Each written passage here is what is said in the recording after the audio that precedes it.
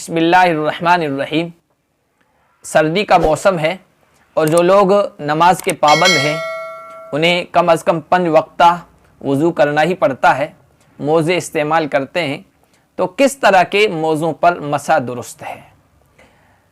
دوسرا مسئلہ یہ ہے کہ کتنی مدت تک پاؤں دھوئے بغیر موزے پر مسح کر سکتے ہیں، اور تیسرا مسئلہ یہ ہے کہ موزے کتنے پھٹے ہوئے ہوں تو گنجائش ہے اس پر مسح کرنے کی، اور کتنے زیادہ پھٹ جائیں تو پھر اس پر مسح کرنے کی اجازت نہیں ہے۔ 3 طرح کے موزوں پر مسح کر سکتے ہیں۔ خفین، ایسے موزے جو پورے چمڑے کے ہوں اور اس طرح بنے ہوئے ہوں کہ اگر پہنے تو پیر کے ٹخنے چھپ جائیں۔ دوسرے، مجلد، ایسے موزے جس کا اوپر کا حصہ اور نیچے کا حصہ تلا یہ چمڑے کا ہو۔ نمبر 3، منعل، ایسے موزے جن کا نچلا حصہ چمڑے کا بنا ہوا ہو۔ ان 3 طرح کے موزوں پر مسح کرنا درست ہے۔ اس کے علاوہ آج کل جو جرابیں استعمال کی جا رہی ہے، کپڑے کی بنی ہوتی ہے، اونی یا سوتی یا دوسری چیز کی، تو ان پر مسح 3 شرطوں کے ساتھ درست ہے، جائز ہے۔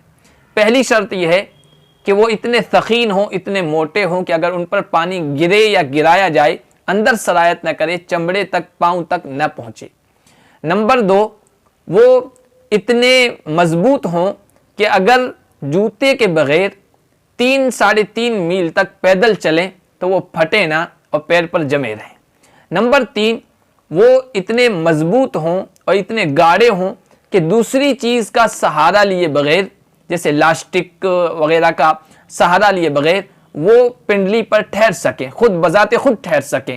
یہ 3 شرطیں اگر جرابوں میں پائی جا رہی ہیں تو ان پر مسح کر سکتے ہیں، ورنہ ان جرابوں پر مسح کرنا درست نہیں ہے۔ دوسرا مسئلہ ہے کب تک مسح کر سکتے ہیں۔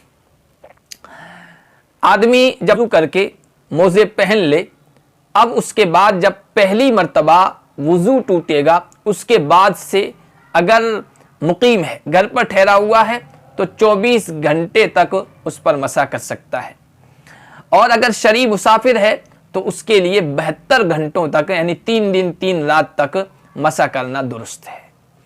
کتنے موزے پھٹے ہوئے ہو تو اس پر مسح کرنا درست نہیں ہے۔ پیر کی 3 چھوٹی انگلیوں کے برابر یا اس سے زیادہ موزے پھٹ جائیں تو اس پر مسح کرنا درست نہیں ہے۔ اس سے کم مقدار میں پھٹے ہوئے ہیں تو اس پر مسح درست ہے، جائز ہے۔